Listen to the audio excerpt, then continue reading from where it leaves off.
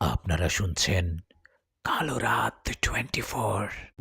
আসসালামু আলাইকুম। চলে আসলাম সবার অনেক পছন্দের আয়েশা পুরীর স্পেশাল গল্প নিয়ে। এই গল্পের রহস্য কাহিনী শুনে আপনার মন ছুঁয়ে যাবে। তো গল্পটি শেষ পর্যন্ত শুনতে থাকুন, আর সবাই গল্পটি শেয়ার করে দিন আপনাদের বন্ধুদের সাথে, মেসেঞ্জারে বা ফেসবুক গ্রুপে, সব জায়গায়। আয়েশা পুরীর এটা ১৯তম গল্প। আয়েশা পুরীর বাকি ১৮টা গল্প যারা শুনেননি তারা শুনে নেবেন। আমি ভিডিও ডিসক্রিপশন বক্সে গল্পের লিঙ্কগুলো দিয়ে দেব। যারা চ্যানেলটি সাবস্ক্রাইব করেনি তারা করে দিন। আমি শুরু করছি আয়েশা পুরী ধানুষ ও শঙ্কর জিনের গল্প। সঙ্গে কণ্ঠে আছে আমি ইফতেশাম ইফতি। চলুন না দেরি না করে গল্প শুরু করা যাক। শুনুন, আপনার বইয়ের পেটে জিনের বাচ্চা। জানি কথাটা শুনে অবাক হচ্ছেন, কিন্তু এটাই ঠিক। সালাম কবিরাজের মুখে কথাটা শুনে রশিদ নামের লোকটা যেন আকাশ থেকে পড়লেন। উনি অবাক হয়ে বললেন, কবিরাজ সাহেব, কি বলেন? আমার বইয়ের পেটে জিনের বাচ্চা মানে? রশিদের কথায় সালাম কবিরাজ বললেন, দেখুন, কিছু বিষয় বিশ্বাস করার মতো না হলেও এটাই সত্য। আমি আপনার বউ জমিলাকে দেখিয়ে শিওর হয়ে বলছি, ওনার পেটে জিনের সন্তান। মানুষের পেটে জিনের সন্তান, এটা কি হঠাৎ করে ঘটে? আপনার স্ত্রীকে জিনে ধরেছে তা প্রায় ১-১.৫ মাস হলো। এই ১-১.৫ মাসের মধ্যে ওই জিন আপনার স্ত্রীকে ভালোবেসে ফেলেছে। শুধু তাই না, ওই জিনটা আপনার স্ত্রীর সাথে শারীরিক সম্পর্ক করেছে। সালাম কবিরাজের কথায় রশিদের স্ত্রীর মাথা নিচ করে কান্না করতে করতে বললেন, আপনি ঠিক বলেছেন কবিরাজ সাহেব, আমি বিষয়টা বুঝতে পারছি অনেক আগেই। আমি শুরুতে ভাবছি এটা আমার স্বপ্ন, কিন্তু পরে বুঝতে পারি স্বপ্ন না। আমি ঘুমিয়ে গেলে আমাকে অদৃশ্যকে স্পর্শ করে আমার সাথে শারীরিক সম্পর্ক করে। আমি এই বিষয়টা আমার স্বামীকে জানালে উনি বিশ্বাস করেন না। উনি বলেন এটা আমার স্বপ্ন। এরকম আমার সাথে কয়েকদিন ঘটছে, কিন্তু আমি ভাবতে পারছি আমার পেটে সন্তান জিনটা আসবে। আমি কি করব এখন? আমার অনেক ভয় লাগছে। রশিদের স্ত্রী জমিলার কথায় সালাম কবিরাজ বললেন, দেখুন, এখন ভয় পেয়ে বা ভেঙে পড়লে চলবে না। মনে সাহস রাখেন, আল্লাহর রহমতে আপনি সুস্থ হবেন। আপনি আমাকে একটা কথা বলেন, আপনি সেই জিনটাকে প্রথম কখন আর কোথায় দেখেছিলেন? সালাম কবিরাজের কথায় রশিদের স্ত্রী বললেন, ঘটনা শুরু হয় ১-১.৫ মাস আগে। এক সন্ধ্যাবেলায় আমি পাশে থাকা পুকুর পাড়ে যাই, কারণ আমাদের বাড়ির হাঁস পুকুরে ছিল। আমি হাঁসগুলোকে তুলতে পুকুর পাড়ে গিয়ে হাঁসগুলো তুলে বাড়িতে আসবো এমন সময় পুকুর পাড়ে থাকা তাল গাছের দিকে আমার নজর পড়ে। তাল গাছের দিকে আমি নজর পড়ায় আমি দেখি তাল গাছের নিচে দাঁড়িয়ে আছে কালো কুচকুচে এক ভয়ঙ্কর অবয়ব। ওনার চোখগুলো আগুনের মতো জ্বলজ্বল করছিল। ওনার মুখটা ভয়ানক আর মাথায় শিং। এরকম একটা অবয়ব দেখে আমি ভয়ে সেখান থেকে এক দৌড়ে বাড়িতে চলে আসি। বাড়িতে আসার পর এই বিষয়টা আমার স্বামীকে জানালে উনি সেই তাল গাছের নিচে যায়, তখন উনি কিছু দেখতে পান না। এদিকে সেদিন রাতে আমার হঠাৎ করে অনেক জ্বর আসে। আমার জ্বর হওয়ায় পরদিন সকালে পাশের মসজিদ ইমাম সাহেবের কাছে ঝাড়ফুঁক করে নিয়ে আসি। ঝাড়ফুঁক করে নিয়ে আসার পর কোনো সমস্যা হয়নি। এই ঘটনার ২ দিন পর আমি স্বপ্ন দেখতে থাকি। আমি স্বপ্নে দেখি সে ভয়ানক অবয়বটাকে। ওকে স্বপ্নে দেখার ঠিক ২ দিন পর থেকে আমি বাস্তবে দেখতে থাকি সে ভয়ঙ্কর অবয়বটাকে। এরপর ও গভীর রাতে আমাকে স্পর্শ করত, শারীরিক সম্পর্ক করত। এরকম মাঝে মধ্যে হতো। আমি এসব আমার স্বামীকে বললে উনি বিশ্বাস করেননি। উনি বলতেন আমি স্বপ্ন দেখছি। ইদানিং সমস্যাটা বেশি হওয়ায় ও আমার শরীরের অবস্থা খারাপ হওয়ায় একজন কবিরাজের কাছে যাই।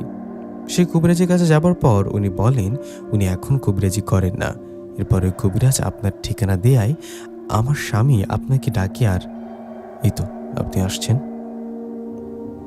রশিদের স্ত্রীর কথায় সালাম তো কিছুক্ষণ চুপ থেকে বললেন, আপনি তো অনেক আগে ব্যবস্থা নেওয়া উচিত ছিল।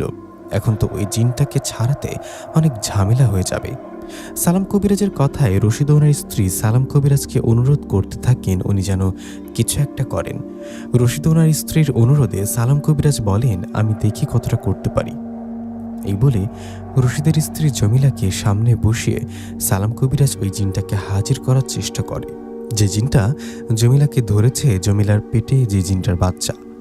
তো এভাবে অনেকে চেষ্টা করার পর জমিলা নামে মেয়েটার শরীরে এসে হাজির হয় সেই জিন। জিনটা হাজির হয়। সালাম কবিরাজ বলেন, কে তুই? তোর ঠিকানা বল। সাথে এটা বল, তুই এই মেয়েটার শরীরে কি করছিস, আর মেয়ের সাথে এসব করলি কেন? কেন এই মেয়ের পেটে তোর বাচ্চা? সালাম কবিরাজের কথার জবাবে জমিলার শরীরে থাকা সে জিনটা বলে ওঠেন, আমি কে সেটা তো না জানলেও চলবে কবিরাজ। তোর মতো কবিরাজকে আমি কোনো জবাব দিতে চাই না। শুধু এটা জেনে রাখ, এই জমিলা নামে মেয়েটাকে আমার ভালো লাগছে। ওকে আমার পছন্দ হওয়ায় আমি ওর সাথে শারীরিক সম্পর্ক করি। ওর পেটে এখন আমার বাচ্চা। সময় হলে জমিলাকে আমি নিয়ে যাব। তখন সালাম কবিরাজ বলেন, বললেই কি হয় নাকি? তুই জিন হয়ে কোনো মানুষকে পছন্দ করবি, কেনই বা ওনার সাথে শারীরিক সম্পর্ক করবি? অপরাধ করে আবার বড় বড় কথা বলিস, চাই না? এই বলে সালাম কবিরাজ জমিলার যে ছায়া আছে সেই ছায়ার উপর কয়েকটা আঘাত করে। তখন জমিলার শরীরে থাকা জিনটা বলেন, কবিরাজ, তো সাহস হয় কিভাবে আমাকে আঘাত করার? জিনটার কথার জবাবে সালাম কবিরাজ বলেন, এখন তো শুধু আঘাত করছি, এই মেয়েটাকে ছেড়ে না গেলে বন্দি করে মেরে ফেলবো। তোর সাথে বেশি কথা বলতে চাই না, শুধু এটাই বলবো, জমিলা মেয়েটাকে ছেড়ে চলে যা। তখন সেই জিনটা বলেন, আমি কখনো মেয়েটাকে ছাড়বো না। আমাকে হুমকি না দিয়ে তুই এখান থেকে পালা কবিরাজ। জিনের এরকম কথায় সালাম কবিরাজ মুচকি হেসে বললেন, পালাবো তার আগে তোকে বন্দি করে সাথে জমিলার পেটে থাকা তোর বাচ্চা নষ্ট করে।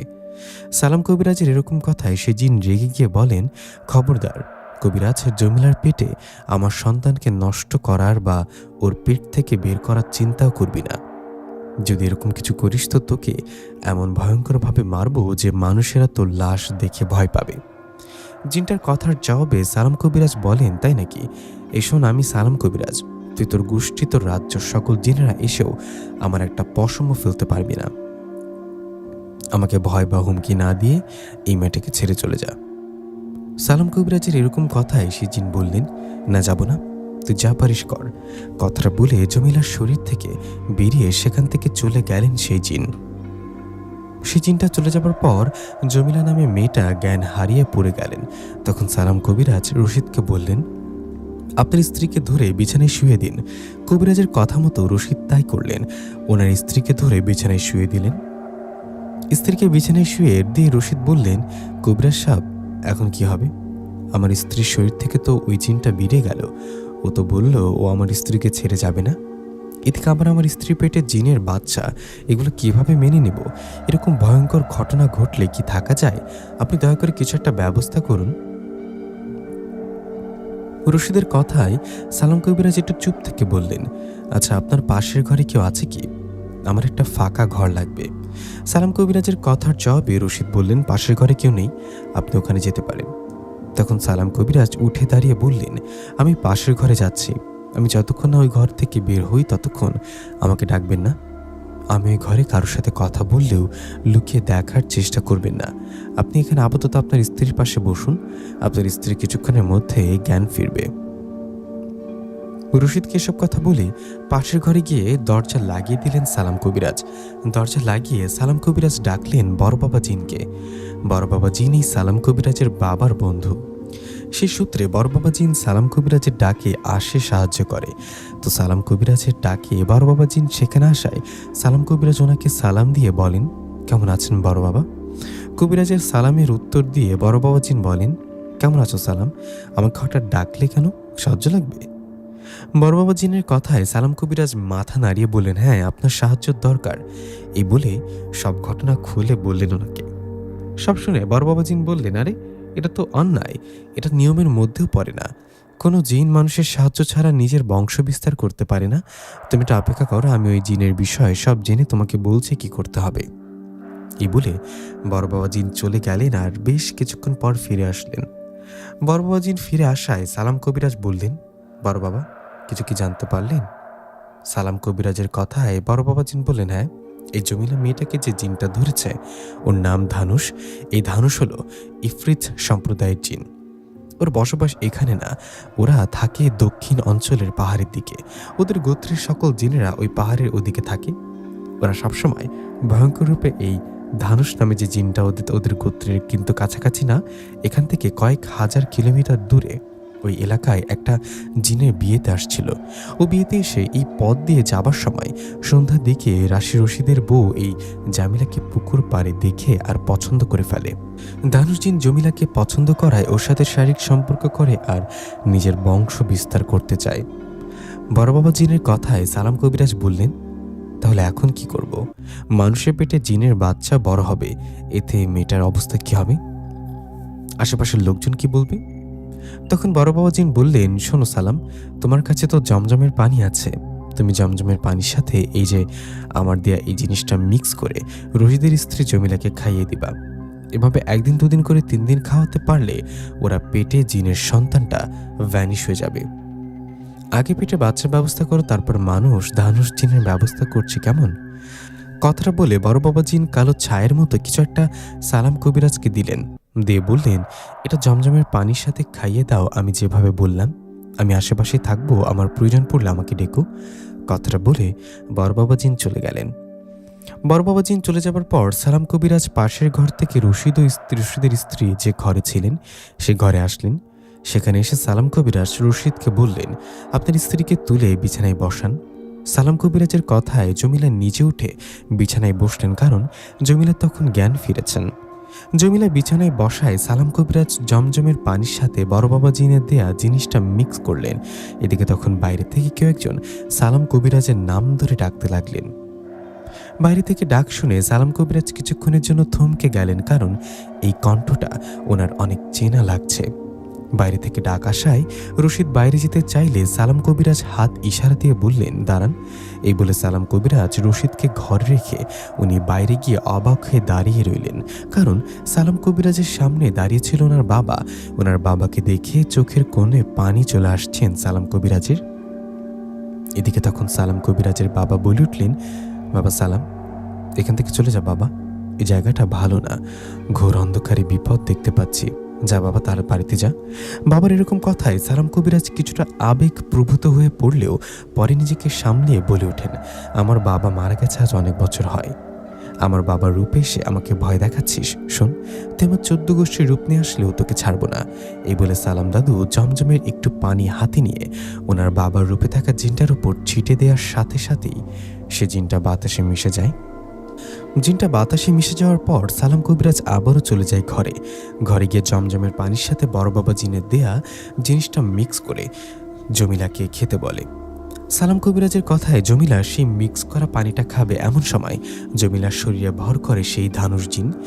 জিনটা জমিলার শরীরে ভর করায় জমিলার শরীরের রূপ ভয়ঙ্কর হয়ে তখন জমিলার শরীরের ভেতর থেকে সে জিন বলে ওঠেন, কবিরাজ, তোকে শেষবারের মতো সাবধান করছি, এখান থেকে চলে যা।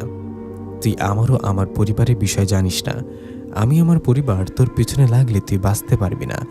আমরা সাধারণ কোনো জিন না। জমিলার পেটে আমার সন্তান, আমার সন্তানের কোনো ক্ষতি আমি করতে দেব না। সেই জিনের কথায় সালাম কবিরাজ বললেন, তাহলে তুই নিজে থেকে জমিলার পেট থেকে তোর বাচ্চাকে গায়েব কর, বাচ্চা গায়েব করে এখান থেকে চলে যা। কিন্তু সেই জিন কোনোভাবে রাজি হন না, উল্টো সালাম কবিরাজকে হুমকি দিতে থাকেন। জিনের হুমকি শুনে সালাম কবিরাজ রশিদকে বলেন, আপনি একটু বাইরে যান তো, আমি না বলা পর্যন্ত ঘরে আসবেন না। সালাম কবিরাজের কথায় রশিদ বাইরে গেলেন। তখন সালাম কবিরাজ দরজা লাগিয়ে বড় বাবা জিনকে ডাকলেন।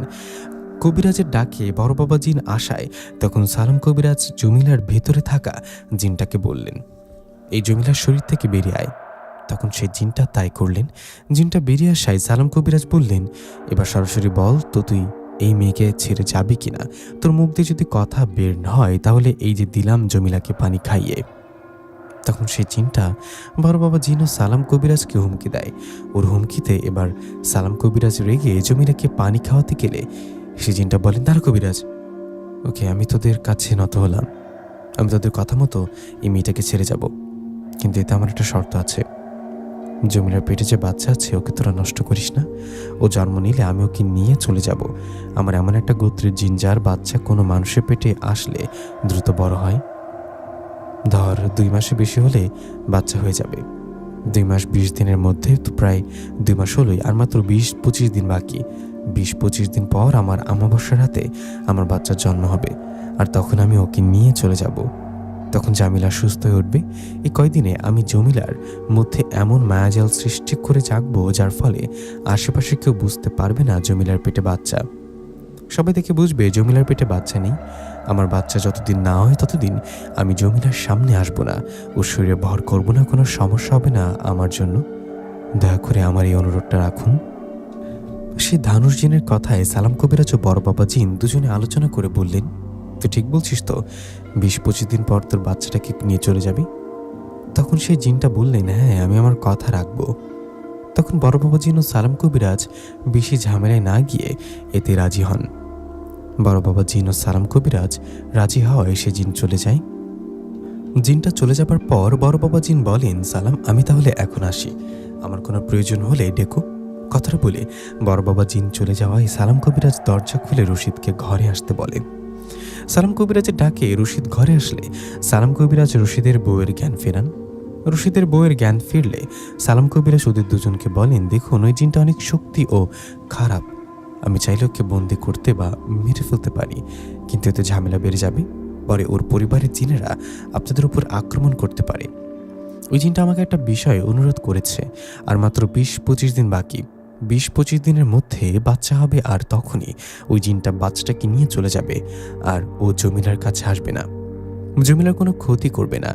শুধু তাই না, এই 20-25 দিনও জমিলার কাছে আর আসবে না বা ভয় দেখাবেও না। জমিলার পেটে যে বাচ্চা আছে এটা কেউ জানবে না, ওই জিনটা মায়াজাল সৃষ্টি করে রাখবে। জিনটার এরকম কথায় আমি ঝামেলায় না গিয়ে ওর কথায় রাজি হই। সালাম কবিরাজের কথায় রশিদ ওর স্ত্রীর দিকে তাকিয়ে বলেন, কিন্তু এতে কোনো সমস্যা হবে না তো কবিরাজ সাহেব? তখন সালাম কবিরাজ মাথা নাড়িয়ে বললেন, আশা করি সমস্যা হবে না। যদি এই কয়দিনের মধ্যে সমস্যা হয় তাহলে আমাকে খবর দিবেন, তখন আমার যা করতে হয় করব। এই বলে সালাম কবিরাজ রশিদের স্ত্রীকে বলেন, আজকের পর ওই জিনটাকে দেখলে বা ও আপনার কাছে আসলে আমাকে জানাবেন। আজ থেকে 20-25 দিন পর বাচ্চা হওয়ার আগে ওই জিনেরা আসবে, আর বাচ্চা হলে ওরা নিয়ে চলে যাবে, এতে ভয় পাবার কিছু নেই। এরপর ওর কোনো সমস্যা হলে আমাকে ডাকবেন। কথাটা বলে সালাম কবিরাজ ওদের কাছে বিদায় নিয়ে বাড়ির দিকে যেতে থাকে। বাড়ির দিকে যাওয়ার সময় ওই ধনুষ নামের জিনটার সামনে আসে। ধানুষ নামের জিনটাকে দেখে সালাম কবিরাজ বলেন, কিরে, তুই আমার কাছে শোন, তোর কথা মতো আমি রশিদনের স্ত্রীকে বুঝিয়ে চলে আসছি, তুই তোর কথা রাখবি, তোর বাচ্চা জন্ম নিলে ওকে নিয়ে চলে যাবি।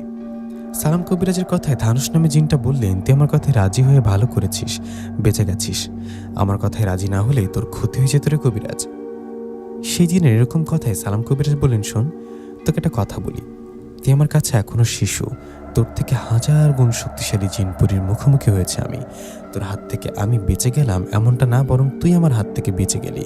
তোর সাথে কথা বলে বা ঝামেলা করতে চাই না, রাস্তা ছাড় বাড়িতে যাব, তুই তোর কথা রাখিস। সালাম কবিরাজের কথায় জিনটা চলে যাওয়ায় সালাম কবিরাজ চলে যায় বাড়িতে। এই ঘটনার 1-2 দিন করে কেটে যায় 7টা দিন। 7 দিন পর এক সকালে সালাম কবিরাজের কাছে আসে রশিদ। রশিদ এসে সালাম কবিরাজকে উদ্দেশ্য করে বলে, সর্বনাশ হয়ে গেছে কবিরাজ সাহেব, গতকাল রাতে আমার বউ জামিলা হারিয়ে গেছে। রাতে আমি বড় বাজার থেকে বাড়ি এসে দেখি জমিলা ঘরে নেই। পরে ওকে সাবধানে খুঁজেছি কিন্তু কোথাও পাইনি, ওর বাবার বাড়িতেও যায়নি, কোনো আত্মীয়র বাড়িতেও নেই। আমার অনেক ভয় করছে ওর কিছু হয়ে যায়নি তো? আপনি চলুন কবিরাজ সাহেব। রশিদের কথায় সালাম কবিরাজ বললেন, আপনি চিন্তা করবেন না, বসুন, আমি দেখি আপনার স্ত্রীর সাথে জিন ঘটিত কোনো সমস্যা আছে কিনা। কথাটা বলে সালাম কবিরাজ রশিদকে বসিয়ে পাশের ঘরে গিয়ে বড় বাবা জিনকে ডাকলেন। ওনার ডাকে বড় বাবা জিন আসায় সালাম কবিরাজ সব ঘটনা খুলে বললেন। সব শুনে বড় বাবা জিন খোঁজ নিতে চলে গেলেন। বেশ কিছুক্ষণ খোঁজ নিয়ে বড় বাবা জিন এসে বললেন, সালাম রশিদের স্ত্রী জমিলাকে ধানুষ জিন ও তার পরিবার মিলে তাদের রাজ্যে নিয়ে গেছেন। বড় বাবা জিনের কথায় সালাম কবিরাজ বললেন, তাহলে এখন কি হবে, এখন উপায়? তখন বড় বাবা জিন বললেন, আমাদের এখন ওই জিন রাজ্যে ওদের কাছে যেতে হবে। আমি তোমাকে বুঝিয়ে নিয়ে যাব ধানুষ জিন ও তার পরিবারের কাছে। ওখানে গিয়ে তুমিও আমি ধানুষ জিনের বাবাকে বুঝিয়ে বলি, দেখি উনি কি বলে। তুমি রশিদকে বলো বাড়িতে চলে যেতে। আমরা জিন রাজ্যে যাবার পর জমিলাকে ফিরে আনতে পারলে বাড়িতে রেখে আসবো। বড় বাবা জিনের কথায় সালাম কবিরাজ তাই করলেন। উনি রশিদকে বুঝিয়ে বললেন, আপনি বাড়িতে যান, আমরা আপনার স্ত্রীকে ফিরে আনতে পারলে বাড়িতে রেখে আসব। সালাম কবিরাজের কথায় রশিদ বাড়িতে চলে গেলেন। সালাম কবিরাজকে নিয়ে বড় বাবা জিন চলে গেলেন জিন রাজ্যে ধনুষ জিনের প্রাসাদে। বড় বাবা জিন ও সালাম কবিরাজ ওখানে যাবার পর ধানুষ জিনের বাবার সাথে কথা বলতে যাবে, এমন সময় বড় বাবা জিন ও সালাম কবিরাজের উপর আক্রমণ করে বসে ধানুষ জিন, ওর বড় বাবা, ওদের বন্ধু জিনেরা। আসলে ধানুষ জিন ও ওদের বন্ধু জিনেরা এতটা হিংস্র যে অন্য রাজ্যের কোনো জিন ওদের কাছে গেলেই ওরা আক্রমণ করে। তো ধানুষ জিন ওর বাবা ও বন্ধু জিনেরা মিলে সালাম কবিরাজ ও বড় বাবা জিনকে আঘাত করতে থাকে। আঘাত করতে করতে আহত করে ফেলে বড় বাবা জিন ও সালাম কবিরাজকে। তখন ধানুষ জিন সালাম কবিরাজের কাছে এসে বলেন, কিরে, তুই নাকি বড় কবিরাজ, আমি বা আমার পরিবারের কেউ নাকি তোর পশমও ছিঁড়তে পারবে না? তোকে আজ জানে মারলাম না, আমাদের এই আঘাতের কথা যেন মনে থাকে। এ বলে ধানুষ সালাম কবিরাজকে আরেকটা আঘাত করায় সালাম কবিরাজ বেহুশ হয়ে যান। তখন ধানুষ জিন সালাম কবিরাজ ও বড় বাবা জিনকে নিয়ে এসে সালাম কবিরাজের বাড়ির সামনে ফেলে রেখে চলে যান। তখন বড় বাবা জিন বাতাসে মিশে যান। এদিকে বাড়ির সামনে রক্তাক্ত হয়ে বেহুশ হয়ে পড়ে থাকেন সালাম কবিরাজ।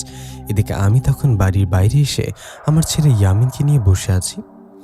এমন সময় সাব্বির নামে এক ভাই এসে বলেন, আরে নিশাদ, সালাম দাদুর জানি কি হয়েছে, উনি রক্তাক্ত হয়ে পড়ে আছে, উনি বাড়ির বাইরে। সালাম দাদুর এরকম কথা শুনে ইয়ামিনকে বাড়িতে রেখে এক দৌড়ে চলে গেলাম সালাম দাদুর কাছে। সেখানে গিয়ে দেখলাম ততক্ষণে দাদুর কাছে আশেপাশে অনেক মানুষ। আমি ওখানে গিয়ে ওদের বললাম, ওনাকে হাসপাতালে নিতে হবে, আমাকে সাহায্য করুন। আমার কথায় কয়েকজন এসে দাদুকে ধরে একটা রিকশায় উঠিয়ে দিলেন। তখন আমি সালাম দাদুকে নিয়ে চলে গেলাম হাসপাতালে। হাসপাতালে যাবার পর ডাক্তার দাদুকে দেখে ওনাদের যা করণীয় সব করে স্যালাইন লাগিয়ে শুয়ে রাখলেন বেডে। তখন আমি সালাম দাদুর পাশে মন খারাপ করে বসে রইলাম। সালাম দাদুর যে কি হয়েছে সেটা তো জানি না, ওনাকে কে এভাবে মারল জিজ্ঞাসা করতে পারছি না, কারণ দাদুর তখনও জ্ঞান ফেরেনি। আমি সালাম দাদুর কাছে বসে আছি। এদিকে তখন আমার কাছে আসলেন আমার বউ আয়শাপুরী। আয়শাপুরীর বিষয় যারা নতুন গল্পটা পড়ছেন বা শুনছেন তারা জানেন না, আমি তাদের ছোট্ট করে বলি, আমি নিশাদ। আয়শাপুরী আমার বউ। আয়শাপুরীর হাতে একটা চুড়ি আছে, এই চুড়িটার শক্তি অনেক। আয়শাপুরীর এই চুরির জন্য ওর সাথে সাধারণ কোনো জিনপুরী শক্তি দিতে পারে না। আয়শাপুরী, সালাম দাদু, বড় বাবা জিন সহ আরও অনেক জিনপুরীর কাহিনী থাকবে। আমি সব সময় মতো সবার সাথে পরিচয় করে দিব, শুনতে থাকুন গল্পটি। আমার বউ আয়শাপুরী ওখানে এসে সালাম দাদুর দিকে তাকিয়ে আমাকে বললেন, নিশাদ, কি হয়েছে সালাম দাদুর? আয়শাপুরীর কথা জবাবে মন খারাপ করে বললাম, তা তো জানি না আয়শা। একজনের কাছে সালাম দাদুর অসুস্থতার কথা শুনে দৌড়ে ওনার কাছে এসে দেখি উনি রক্তাক্ত অবস্থায় বেহুশ হয়ে পড়ে আছে। এরপর ওনাকে হাসপাতালে নিয়ে আসলাম। এখন ওনার হুঁশ ফেরেনি, তাই জানি না ওনাকে কে আঘাত করছে। আমার কথা আয়শাপুরী বললেন, আচ্ছা তুমি একটু অপেক্ষা করো, আমি খোঁজ নিয়ে দেখি আসলে ঘটনা কি। কথাটা বলে বাতাসে মিশে গেলেন আয়শাপুরী। আয়শা চলে যাবার কিছুক্ষণ পর ফিরে এসে বললেন, নিশাদ, সালাম দাদুকে জিনেরা আঘাত করছে, এখানে জিন ঘটিত কোনো সমস্যা আছে। সালাম দাদু নিশ্চয় কোনো মানুষের জন্য জিনদের সাথে ঝামেলায় গেছে, পরে সে জিনেরা আঘাত করছে সালাম দাদুকে। আমি বেশি গভীরে গিয়ে খোঁজ নিইনি, শুধু এটা জানতে গিয়েছিলাম সালাম দাদুকে কোনো মানুষ আঘাত করছে নাকি কোনো জিন। নিশাদ, তুমি বললে সালাম দাদুকে যারা আঘাত করেছে ওদের শাস্তি দিয়ে আসি। আয়শা, এরকম কথা আমি বললাম না, এখন না। সালাম দাদু এখন অনেক অসুস্থ, ওনার এখনও হুঁশ ফেরেনি, উনি আগে হুঁশে আসুক, তারপর যা করার ক্ষয় করবা। আমার কথায় আয়শাপুরী মাথা নাড়িয়ে বললেন, ঠিক আছে, তুমি সালাম দাদুর পাশে বসে থাকো, আমি জিন রাজ্যে গিয়ে বড় বাবা জিনকে দেখে আসি, কারণ সালাম দাদুর মতো বড় বাবা জিনও আহত হয়েছেন। কি বলো, বড় বাবা জিন আহত হয়েছেন? তাহলে তো মনে বড় বড় ঝামেলা সইছে। আচ্ছা তুমি যাও, বড় বাবা জিনকে দেখে আসো, আমি এখানে আছি। বড় বাবা জিনকে দেখে বাড়িতে মা বাবাকে বলে তারপর এসো, আর বলে আমি হাসপাতালে রাতে হয়তো বাড়িতে ফিরতে পারবো না, মা বাবা যেন চিন্তা না করে। আমার কথায় রাজি হয়ে চলে গেলেন আয়শাপুরী। এদিকে আমি সালাম দাদুর পাশে বসে। এভাবে বসে থাকতে থাকতে সেদিন মধ্যরাতের দিকে হুঁশ আসে সালাম দাদুর। ওনার হুঁশ আসায় উনি আমার দিকে তাকিয়ে বলেন, নিশাদ, আমি কোথায়? দাদুর কথা আমি ওনার হাত ধরে বলি, দাদু তোমাকে নিয়ে হাসপাতালে আসছি, তুমি হাসপাতালে আছো, চিন্তা করো না, তোমার চিকিৎসা চলছে, আল্লাহ চাইলে তাড়াতাড়ি সুস্থ হবা। আমার কথায় সালাম দাদু কিছু না বলে শুয়ে রইলেন। এদিকে তখন আয়শাপুরী আসলেন সেখানে। আয়শা আসায় ওকে বললাম, আয়শা, বড় বাবা জিনের কি খবর? বড় বাবা জিনের কথা শুনে সালাম দাদু বললেন, বড় বাবা জিন কোথায়, কেমন আছে? সালাম দাদুর কথায় আয়শা দাদুর পাশে বসে বললেন, দাদু আপনি চিন্তা করবেন না, বড় বাবা জিন মোটামুটি সুস্থ আছে, একজন ভালো জিন হেকিম চিকিৎসা করছে বড় বাবা জিনের, আশা করি কিছুদিনের মধ্যে সুস্থ হয়ে উঠবে উনি। আয়শার কথায় সালাম দাদু চিন্তা মুক্ত হয়ে শুয়ে রইলেন। এদিকে পরের দিন আমি ডাক্তারকে বলে সালাম দাদুকে নিয়ে গেলাম বাড়িতে। বাড়িতে যাবার পর দাদুকে কিছু খাইয়ে দিয়ে ওষুধ খাইয়ে দিলাম। দাদুকে ওষুধ খাওয়ানোর পর শুয়ে দিয়ে বললাম, দাদু এখন বলো তো কি হয়েছে, তোমারও বড় বাবা জিনের এরকম অবস্থা করলো কি? আমার কথায় সালাম দাদু আমাকেও আয়শা পরীকে ধানুষ জিন ও তার পরিবারের বিষয় সব ঘটনা খুলে বললেন। সব ঘটনা শুনে আমি অবাক হয়ে বললাম, এটা তো একদমই ঠিক না। রশিদের স্ত্রী জমিলার পেটে জিনের বাচ্চা, ওটা তো বেড়ে উঠতে দেয়া ঠিক হবে না। আমার কথায় সালাম দাদু বললেন, এই বিষয়টা আমিও মেনে নিতে চাইনি, তাই বাচ্চাটাকে গায়েব করতে বড়বাবা জিনের দেয়া বিশেষ একটা জিনিসের সাথে জমজমের পানি মিক্স করে রশিদের স্ত্রীকে খাওয়াতে চাইছিলাম। এদিকে ঠিক তখনই ধানুষ জিন আমারও বড়বাবা জিনের কাছে অনুরোধ করতে থাকে জমিলার পেটে ওর বাচ্চা যেন কিছু না করি, ও জমিলার কোনো ক্ষতি করবে না, জমিলার সামনে আসবে না, ২০-৫ দিন পর বাচ্চাটা হলে ও নিয়ে যাবে। ধানুষ জিনের এরকম অনুরোধে আমিও বড়বাবা জিন রাজি হই। আমার ওর শর্তে রাজি হওয়ায় কথা রাখছি, কিন্তু ও আমাদের কথা রাখেনি। ৭ দিন পর ধানুষ জিন ও তার পরিবার রশিদের স্ত্রী জমিলাকে ওদের রাজ্যে ধরে নিয়ে গেছে। জমিলাকে ধরে নিয়ে গেছে, তাই আমিও বড়বাবা জিন কথা বলতে গেছি ওদের সাথে, আর তখনই ওরা আমাদের আঘাত করে এরকম অবস্থা করে। সালাম দাদুর কথায় অনেক খারাপ লাগছিল তখন, বিনা অপরাধে এভাবে মারতে পারছে ধানুষ জিন ও তার পরিবার। সালাম দাদুর এরকম কথায় কষ্ট পেয়ে আয়শাকে বললাম, আয়শা তুমি তোমার কাজ করো, ওদের শাস্তি দিয়ে জমিলা নামে মেয়েটাকে নিয়ে বাড়িতে আসো। আমার কথায় আয়শা চলে যাবে এমন সময় সালাম দাদু বললেন, আয়শা সাবধানে থেকো, ওরা কিন্তু হঠাৎ করে আক্রমণ করে। সালাম দাদুর কথায় আয়শা রাজি হয়ে চলে গেলেন ধানুষ জিনের রাজ্যে, ধানুষ জিনের প্রাসাদে। সেখানে গিয়ে কোনো কথা না বলে আয়শা ধানুষ জিনের বুকে আঘাত করে ওকে ফেলে দিলেন। হঠাৎ করে আঘাত করে ফেলে দেয়ায় ধানুষ জিনের বাবা আয়শা পরীকে বলেন, এই কে তুই, আমার ছেলেকে আঘাত করার সাহস কিভাবে পেলি? ধানুষ জিনের বাবার কথার জবাবে আয়শা পরী বললেন, যেভাবে সাহস পেয়েছিলি তোরা সালাম কবিরাজকে আঘাত করতে, তোদের সাহস কিভাবে হয় বড় বাবা জিন সালাম কবিরাজকে হঠাৎ করে আক্রমণ করতে? ওরা তো তোদের সাথে যুদ্ধ করতে আসেনি, এসেছিল কথা বলতে। ধানুষ কথা দিয়েছিল জমিলা নামে মেয়েটার কাছে যাবে না, ওর বাচ্চা হলে নিয়ে আসবে। তাহলে জমিলাকে কেন আপনারা এখানে ধরে নিয়ে আসছেন? আয়েশার কথায় ধনুষের বাবা বললেন, আমাদের একটা সম্মান আছে, আমাদের এই গোত্রের কোনো মহিলা জিনের পেটে বাচ্চা আসলে আমরা তাকে অনেক সম্মান দিই আর আরামে রাখি। আমার ছেলের বাচ্চা জমিলা নামে মেয়েটার পেটে, তাই এখন থেকে ও জমিলা নামে মেয়েটা আমাদের এখানে থাকবে, ওকে আর ফিরে পাবে না কেউ, আমার ছেলের সাথে সংসার করবে এখানে। ওনার কথায় অবাক হয়ে বললেন, এটা করবে কেন? জমিলার স্বামী আছে, রশিদ ওর নাম। জমিলাকে আপনার ছেলে বিয়ে করেনি, বিয়ে না করে ওর উপর অনেক অত্যাচার করছে, কিন্তু এখন থেকে আর করতে পারবে না। জমিলা কোথায়, ওকে নিয়ে আসেন আমার সামনে। আয়শাপুরীর কথায় ধানুষ জিন উঠে দাঁড়িয়ে বলল, আয়শাপুরী তো নিজের জীবন তো বিপদে, নিজের জীবন নিয়ে বেঁচে তো যা এখান থেকে, তারপর জমিলা চিন্তা কর। ধানুষের কথায় আয়শা মুচকি এসে বললেন, মহান আল্লাহর যার যেখানে যেভাবে মৃত্যু লিখেছে সেভাবে মৃত্যু হবে, তোকে যা বলি সেটাই কর, জমিলাকে আমার সামনে নিয়ে আয়। আয়শার কথায় ধানুষ জিন আয়শার কাছাকাছি এসে বলল, যদি না নিয়ে আসি তো কি করবি? কি করবি কথাটা বলতে না বলতে আয়শা প্রচণ্ড জোরে ধানুষ জিনকে আঘাত করতে লাগলেন। ধানুষকে আঘাত করায় ওর বাবা রেগে গিয়ে বললেন, তোর এত বড় সাহস আমার ছেলেকে আঘাত করিস? এই বলে ধানুষ জিনের বাবা তার বন্ধু জিনেদের ডাকলেন আর আয়শার উপর ঝাঁপিয়ে পড়েন। ওরা বড় বাবা জিন ও সালাম দাদুকে মেরেছে, এর আগে আয়শাপুরী ধানুষ জিন ওর বড় বাবা তার বন্ধু জিন সবাইকে একের পর এক আঘাত করতে লাগলেন। এভাবে বেশ আঘাত করতে করতে সবাইকে গুরুত্বর আহত করে আয়শাপুরী জমিলাকে নামে মেয়েটাকে নিয়ে সেখান থেকে সালাম দাদুর বাড়িতে চলে আসলেন। আয়শাপুরী জমিলাকে নিয়ে ফিরে আসায় আমি বললাম, আয়শা তুমি আসছো, তোমার কিছু হয়নি তো? তখন আয়শা বলল, চিন্তা করো না নিশাত, আল্লাহর রহমত আমার কিছু হয়নি। কথাটা বলে আয়শা সালাম দাদুকে বললেন, দাদু তুমি এখনই বড় বাবা জিনের দেওয়া জিনিসটা পানিতে মিক্স করে একে খাইয়ে দাও। আয়শার কথায় সালাম দাদু তাই করলেন। বড় বাবা জিনের দেয়া সেই বিশেষ জিনিসটা পানিতে মিক্স করে সেটা জমিলাকে খাইয়ে দিলেন। জমিলাকে ওটা খাওয়ানোর পর জমিলা বললেন, আবার পেট কেমন ব্যথা করছে। তখন সালাম দাদু বললেন, এতে ভয় পাবার কোনো কারণ নেই, এভাবে এই পানিটা আর 2 বার খেলে তোমার পেট থেকে জিনের বাচ্চা ভ্যানিশ হয়ে যাবে, তোমাকে বাড়িতে রেখে আসতে হবে, কিন্তু আমি তো অসুস্থ, তোমার স্বামীকে খবর দিতে যেতে পারছি না। সালাম দাদু এরকম কথায় আয়শা বললেন, দাদু আপনি চিন্তা করবেন না, আমি এখনই যাচ্ছি, আমি মানুষের রূপে ওর স্বামী রশিদকে গিয়ে বলে আসি তুমি খবর পাঠিয়েছ এখানে আসতে। কথাটা বলে আয়শাপুরী চলে গেলেন রশিদের কাছে, গিয়ে সাধারণ মানুষের রূপ নিয়ে বললেন, সালাম কবিরাজ ওনার বাড়িতে আপনাকে যেতে বলল, জরুরি যেতে বলেছে, এখনই যান। কথাটা বলে আয়শা সেখান থেকে আবারও আমাদের কাছে ফিরে আসে। আয়শা ফিরে এসে বললেন, আমি খবর দিয়েছি রশিদ নিশ্চয়ই বেরিয়ে পড়ছে, কিছুক্ষণের মধ্যে চলে আসবে হয়তো। আয়শাপুরীর এরকম কথায় সালাম দাদু বললেন, আয়শা তুমি জমিলাকে কিভাবে নিয়ে আসলা? ধানুষ জিন ও তার পরিবারের জিনেরা বাধা দিলেন না? সালাম দাদুর কথার জবাবে আয়শা মুচকে এসে বললেন, ওরা আবার বাধা না দেয়? বাধা অবশ্যই দিয়েছে। আমার সাথে যুদ্ধ করতে আসছিল, মেরে সবাইকে আহত করে ফেলে আসছি।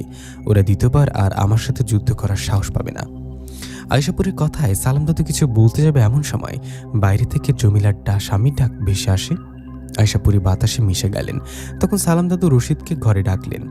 সালাম দাদুর ডাকে রশিদ ঘরে এসে ওর স্ত্রী জমিলাকে দেখে জড়িয়ে ধরে কান্না করতে লাগলেন। তখন সালাম দাদু রশিদকে বললেন, শুনুন, আল্লাহ রহমতে আপনার স্ত্রীকে ফিরিয়ে নিয়ে আসা হয়েছে। ওনাকে ফিরিয়ে এনে কিছুক্ষণ আগে বিশেষ এই পানিটা খাওয়ানো হয়েছে, আর এই বাকি পানিটুকুর সাথে রাখুন। এখান থেকে কাল একটু পানি খাবে আর পরশুদিন বাকিটুকু পানি খাবে। এতে ওনার পেটে থাকা ধানুষ জিনের সন্তান ভ্যানিশ হয়ে যাবে, সব আবার আগের মতো স্বাভাবিক হয়ে যাবে। সালাম দাদুর কথায় রশিদ পানির বোতলটা নিবে বললেন, আপনাকে যে কি বলে ধন্যবাদ দিব কবিরাজ সাহেব সেটা বলে বোঝাতে পারবো না। আচ্ছা, আমরা বাড়িতে চলে যাই। বাড়িতে যাবার পর ওই জিনটা যদি আবারও কোনো সমস্যা করে তখন? রশিদের কথায় সালাম দাদু বললেন, সেই সুযোগ আর ওরা পাবে না। আপনি আমাদের দুজনকে দুটো তাবিজ দিচ্ছে আপনাদের। এখানে শক্তিশালী কোরআনের আয়াত লেখা থাকবে। এই তাবিজ আপনাদের শরীরে থাকলে ওই জিনেরা দূর থেকে ভয় দেখাতে পারবে, কিন্তু আপনাদের স্পর্শ করতে বা আঘাত করতে পারবে না। যদি ওরা দূর থেকে এসে কোনো ঝামেলা করে তো আমাকে জানাবেন, কেমন? আর খেয়াল করে কাল ও পরশু পানিটুকু খাবেন। সালাম দাদুর কথায় তাবিজ দুটো ও পানি নিয়ে সেখান থেকে চলে গেলেন রশিদ ও তার স্ত্রী। ওরা চলে যাবার পর আয়শাপুরী আবারও সামনে আসলেন। তখন আমি দাদুকে বললাম, দাদু, অন্য কাউকে তো ঠিকই সাবধানে থাকতে বলো না, এখন তুমি নিজে সাবধানে থাকবা, নিজের শরীরের যত্ন নিবা আর ওষুধগুলো নিয়ম মতো খাবা। আমি কালকে আবার তোমার কাছে আসবো, কেমন? কথাটা বলে আয়শাপুরী আমি চলে গেলাম বাড়িতে। বাড়িতে যাবার পর মা আমাকে দেখে বললেন, নিশাত, সালাম চাচা কেমন আছে? উনি কি বাড়িতে না হাসপাতালে? মায়ের কথা জবাবে আমি বললাম, এখন আলহামদুলিল্লাহ মোটামুটি ভালো। সালাম দাদু বাড়িতে আছে এখন।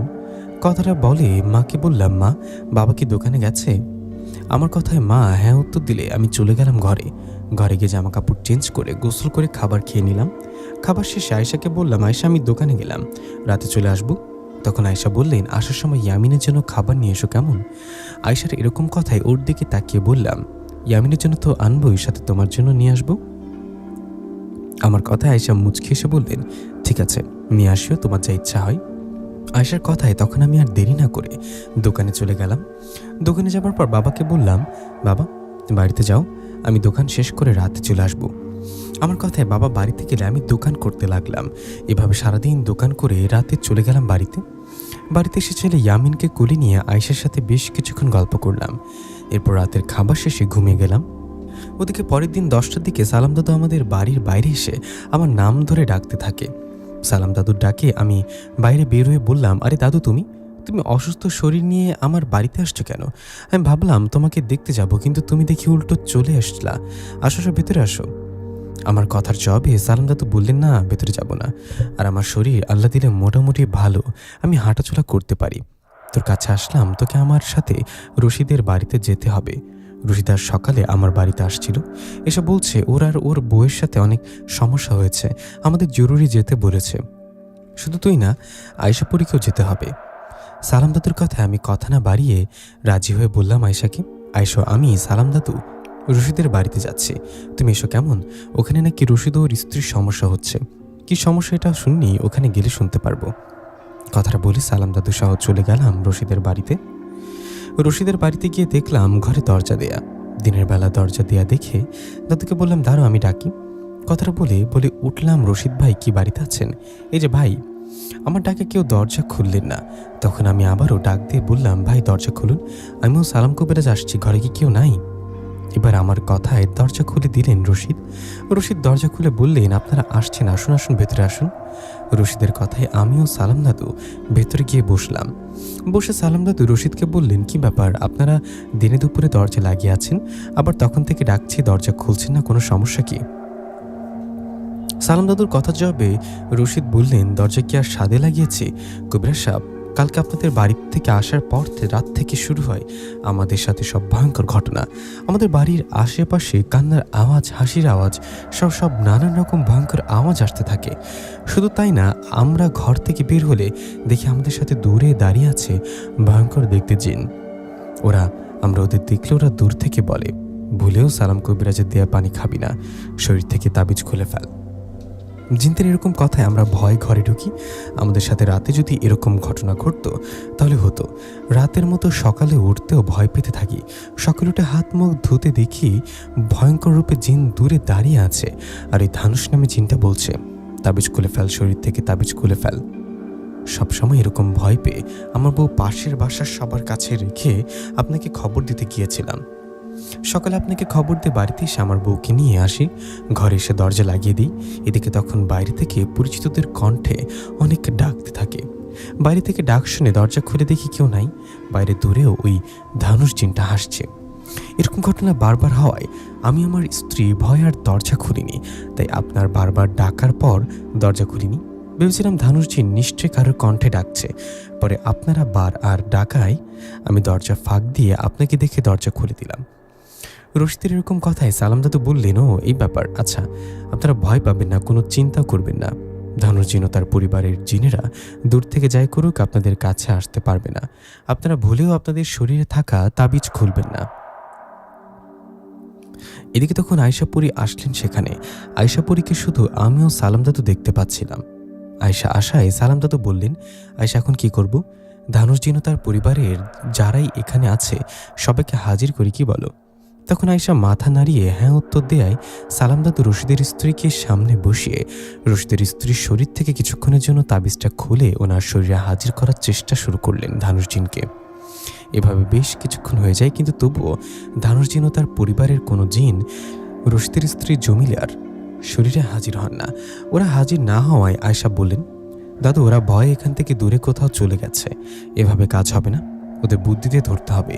তুমি বাড়ির যে সীমানা আছে এই সীমানাটা দোয়া পরে বন্ধ করে দাও, এতে ধানুষ জিন সহ ওর পরিবারের কোনো জিন এই বাড়িতে সীমানায় প্রবেশ করলে আর বেরোতে পারবে না। তখনই ওদের ধরে ফেলবো আমি এখান থেকে চলে যাই। আপনি বাড়ির সীমানা বন্ধ করে এই ঘরে চুপ করে বসে থাকুন, ওরা আবারও আসবে। আয়শার কথায় সালাম দাদু রাজি হওয়ায় আয়শা চলে গেলেন সেখান থেকে। এদিকে তখন সালাম দাদু রশিদের বাড়ির সীমানাটা দোয়া পরে বন্ধ করে দিলেন। বাড়ির সীমানা বন্ধ করে দিয়ে সালাম দাদু আমার ঘরে আসলাম। আমরা একটা ঘরে, আর আমাদের পাশের ঘরে রশিদ ও রশিদের স্ত্রী। আমরা ঘরে চুপ করে বসে আছি, কিন্তু তখনও সেই ধানুষ জিন আসছে না। এভাবে ঘরে অপেক্ষা করতে করতে সন্ধ্যার পর হঠাৎ ঘরের টিনের চালে কেউ ঢিল ছুঁড়ে মারে। হঠাৎ করে টিনের চালে ঢিল ছুঁড়ে মারায় আমরা চমকে উঠি। এদিকে তখন ঘরের বাইরে থেকে কান্নার আওয়াজ আসতে থাকে। এভাবে কান্নার আওয়াজ আসায় সালাম দাদু বুঝতে পারেন ওই জিনেরা বাড়ির সীমানার ভেতরে প্রবেশ করছে। দাদু বিষয়টা বুঝতে পারায় আমাকে নিয়ে ঘর থেকে বের হলেন। ঘর থেকে বেরিয়ে আমরা বাড়ির উঠানে কাউকে দেখতে পেলাম না। কাউকে দেখতে না পেরে সালাম দাদু বললেন, অদৃশ্যভাবে থেকে কোনো লাভ নেই, সামনে আয়, তোরা আমার পাতা ফাঁদে পড়ে গেছিস। এই বাড়ির সীমানা থেকে হাজার চেষ্টা করলেও বের হতে পারবি না, তাই আমার সামনে আয়। সালাম দাদুর কথায় আমাদের সামনে আসলেন ধানুষ জিন সহ আরও 4টা জিন। সবাই সামনে আসায় ভয়ঙ্কর রূপে গর্জন করতে থাকে। এমন সময় দাদু পানিতে দোয়া পড়ে ওদের উপর ছিটিয়ে দেওয়ার ওরা চিৎকার করে আর উঠে বলে, কবিরা সাবধান, আমাদের শরীর জ্বলছে কিন্তু। ধানুষ জিনের কথায় সালাম দাদু বললেন, এখন কি? এখন তো আয়শাপুরী আসবে আর তারপর বুঝবি মজা। দাদুর কথা শেষ হতে না হতে সেখানে আসলেন আয়শাপুরী। আয়শা এসে কোনো কথা না বলে ধানুষ জিন ও তার সাথে আসা জিনদের সমানে আঘাত করতে লাগলেন। আয়শার আঘাতে ওরা পালাতেও পারছিল না। এদিকে আয়শা ওদের আঘাত করতে করতে গুরুতর আহত করায় ধানুষ জিন আয়শাকে উদ্দেশ্য করে বলেন, আয়শা আমাকে মেরে ফেলো, তুই আমাকে না মারলেও উনি আমাকে ঠিকই মারবে। আমি তো মরবো, কিন্তু তোরা শুনে রাখ, আমি যাকে অনুসরণ করি সে তোদের কাউকে ছাড়বে না। ধানুষ জিনের কথা আয়শা ধানুষকে আবারও আঘাত করে বললেন, কার কথা বলছিস তুই? তুই কাকে অনুসরণ করিস বল, নইলে এখনই মেরে ফেলবো তোকে। আয়শাপুরীর কথায় ধানুষ জিন এমন একটা কথা বলে যেটা শুনে সবাই চমকে যান, সবাই যেন আকাশ থেকে পড়েন। ধানুষ জিন বলেন, আয়শাপুরী আমি তো মরবই, মরার আগে একটা কথা বলি, তোরা মনে করিস আমি এই রশিদের স্ত্রী জমিলাকে ধরেছি? আমার স্ত্রীর সাথে শারীরিক সম্পর্ক করেছি? তোরা জানিস রশিদের স্ত্রী জমিলার পেটে আমার সন্তান, কিন্তু না, জমিলার পেটে আমার সন্তান না, জমিলার পেটে শঙ্কর জিনের সন্তান। ধানুষ জিনের এমন কথায় সবাই অবাক হয়ে যায়। ওদিকে তখন আয়েশা ধানুষ জিনকে আরেকটা আঘাত করে বলেন, এই শঙ্কর জিনকে আর কিভাবে এইসব হলো, খুলে বল সব। আয়েশাপুরীর কথা ও আঘাতে ধানুষ জিন বললেন, আমি শঙ্কর জিনকে অনুসরণ করি, শুধু আমি না, আমার মতো অনেক জিন আছে শঙ্কর জিনকে অনুসরণ করে নিজেদের শক্তিশালী করার আশায়। আমি রশিদের স্ত্রীকে প্রথম দিন পুকুর পাড়ে দেখেছিলাম, এটা ঠিক। আমার মতো সেদিন রশিদের স্ত্রীকে দেখিয়ে শঙ্কর জিন, আমি সেদিন শঙ্কর জিনের সাথে এই পথ দিয়ে ফিরছিলাম। রশিদের স্ত্রীকে শঙ্কর জিন দেখায় উনি একটা প্ল্যান করে। শঙ্কর জিনের এমন একটা সন্তান দরকার ছিল যার মধ্যে মানুষেরও শক্তি ও জিনেরও শক্তি থাকবে। এই জন্য শঙ্কর জিন রশিদের স্ত্রী জমিলার সাথে শারীরিক সম্পর্ক করে যেন মানুষের পেটে জিনের সন্তান হয়। শঙ্কর জিন খুব শক্তিশালী জিন ও মাঝে অনেক শক্তি। শঙ্কর জিন মায়া জাদুতে উস্তাদ, সে নিজের মাঝে এমন মায়া জাদু করে যে কোনো জিন বা পরি ইচ্ছে করলেও সহজে তার বিষয়ে জানতে পারে না। শঙ্কর জিন এই রশিদের স্ত্রীর সাথে শারীরিক সম্পর্ক করার পর 3 মাসের জন্য একটা সাধনায় বসে, মানে 3 মাস ধরে একটানা শয়তানের পূজা করলে সে শক্তিশালী হবে, তাই এখনও সাধনা করছে। শঙ্কর জিন যেহেতু সাধনা করছে তাই আমাকে দায়িত্ব দিয়েছে আমি যেন জমিলার পেটে তার সন্তানের খেয়াল রাখি। শঙ্কর জিনের কথা আমি তাই করছিলাম। আমি জমিলার কাছে আসছিলাম, এদিকে তখন সালাম কবিরাজ এসে আমার বিষয়ে জানতে পারে আর আমাকে সন্দেহ করে। আমি তখন সব ঘটনা খুলে বলিনি, আজ উপায় না পেয়ে সব খুলে বললাম। তোরা জমিলার পেটে থাকা শঙ্কর জিনের বাচ্চাকে মেরে ফেলতে পারিস, এই ভেবে আমি ওকে নিয়ে আমার রাজ্যে যাই, কিন্তু এতেও কোনো লাভ হলো না। তুই আয়েশাপুরি আমাকে মেরে জমিলাকে সেখান থেকে নিয়ে আসিস। জমিলার পেটে বাচ্চাকে তোরা মারিস না, তাহলে শঙ্কর জিন তোদের কাউকে ছাড়বে না। আর মাত্র কয়েকদিন পর শঙ্কর জিন তার সাধনা পূর্ণ করবে। সাধনা পূর্ণ শেষ হবার পর শঙ্কর জিন যদি শোনে তোর বাচ্চাকে তোরা মেরে ফেলেছিস, তাহলে তোদের কাউকে ছাড়বে না শঙ্কর জিন। ধানুষ জিনের কথা আয়েশা এগিয়ে বললেন, আগে নিজের চিন্তা কর। শঙ্কর জিনের জন্য তুই অনেক অপরাধ করছিস, বিনা অপরাধে সালাম দাদু বড় বাবা জিনকে আঘাত করছিস, আজ সে আঘাতের বদলা নিলাম। কথাটা বলে আয়েশা ধানুষ জিনকে মেরে ফেললেন। ধানুষ জিনকে মেরে ফেলে বাকি আহত করা জিনদের বললেন, ধানুষের মতো তোদের অবস্থাও একই করতে না চাইলে এখান থেকে পালা, আজকের পর এই বাড়ির সীমানায় আসবি না, যা পালা। কথাটা বলে আয়েশা সালাম দাদুকে বললেন, দাদু বাড়ির সীমানা বন্ধ করে রাখছেন, ওটা কেটে দিন। আয়েশার কথায় সালাম দাদু তাই করলেন। দাদু বাড়ির সীমানার বন্ধনটা কেটে দিল। সীমানার বাঁধন কেটে দেওয়ায় বাকি জিনগুলো পালিয়ে গেলেন। এদিকে তখন আয়েশা সালাম দাদুকে বললেন, দাদু আপনি জমিলাকে পানি খেতে দিয়েছিলেন 3 দিনের জন্য, তার মধ্যে 1 দিন তো হয়ে গেছে, এই নিয়ে 2 দিন হবে। আপনি এখনই রশিদের স্ত্রী জমিলাকে পানি খেতে বলুন, আর কালকে শেষবারের মতো আরেকবার খেলে 3 দিন হয়ে যাবে, তখন আর জমিলার পেটে জিনের বাচ্চাটা থাকবে না। আয়েশার কথায় সালাম দাদু বললেন, কিন্তু আয়েশা ধানুষ জিনের কথা মতো যদি শঙ্কর নামের কোনো জিন চলে আসে তাহলে? দাদু তাহলে কিচ্ছু হবে না, তখনকার বিষয় তখন দেখা যাবে। শঙ্কর আসুক আর যাই আসুক, কারোর হয়তো মানুষের পেটে জিনের অবৈধ সন্তান বের উঠতে পারে না, মেনে নিতে পারি না। আপনি যান আর জমিলাকে পানি খেতে বলুন, আমি বাড়িতে যাচ্ছি, আপনারা চলে আসেন কেমন? কথাটা বলে আয়েশাপুরি চলে যাওয়ায় আমিও সালাম দাদু রশিদের স্ত্রীকে বললাম বিশেষ ওই পানি খেতে। সালাম দাদুর কথায় জামিলা পানি খেলে আমিও সালাম দাদু ওদের কাছে বিদায় নিয়ে চলে আসি বাড়িতে। বাড়িতে আসার পর সেদিন রাতে খাবার খেয়ে শেষে ঘরে গিয়ে আয়েশাকে বলি, আয়েশা ধানুষ নামে জিনটা কি বলেছিল মনে আছে? শঙ্কর নামে জিনটা যদি সত্যি আসে তুমি সাবধানে থেকো আয়েশা। আমার এরকম কথা আয়েশা আমার হাত ধরে বলল, নিশাদ তুমি চিন্তা করো না, কে আসে আসুক, তুমি তো আমার স্বামী, তুমি ভালো করে জানো আমার শক্তি সম্পর্কে। আমার সাথে যুদ্ধ করতে বিশেষ শক্তিশালী কোনো জিনকে আসতে হবে, এছাড়া সাধারণ যত শক্তিশালী জিন পরি হোক আমার সাথে পারবেন ইনশাল্লাহ। আয়েশার কথা আমিও আয়েশা দুজনে আরও বেশ কিছুক্ষণ গল্প করে ঘুমিয়ে গেলাম। পরদিন সকালে যথারীতি খাবার খেয়ে চলে গেলাম দোকানে গিয়ে দোকান করতে লাগলাম। সেদিন বিকেলে সালাম দাদুর সাথে বাজারে দেখা। দাদুর সাথে দেখা হলে ওনাকে বললাম, আরে দাদু কোথায় গিয়েছিলে? আমার কথার জবাবে সালাম দাদু বললেন, ওই রশিদের বাড়িতে গিয়েছিলাম, আজকে শেষবারের মতো রশিদের স্ত্রী পানি খেয়েছে। পানি খাওয়ার কিছুক্ষণ পর আপনা আপনি রশিদের স্ত্রী জমিলার পেট ফোলা কমে গেছে। রশিদের বউ জমিলা বলল, এখন অনেক হালকা লাগছে ওকে। জমিলার পেট থেকে জিনের সন্তান মারা গেছে আর গায়েব হয়ে গেছে, আল্লাহর রহমতে এখন আর কোনো সমস্যা আশা করি হবে না। রশিদ খবর দিয়েছিল তাই গিয়ে দেখে ও জারফুক করে আসলাম। দাদুর কথায় তখন আমি বললাম, দাদু বসো চা খাও, তোমার শরীর কেমন হলো? আমার শরীর আলহামদুলিল্লাহ ভালো।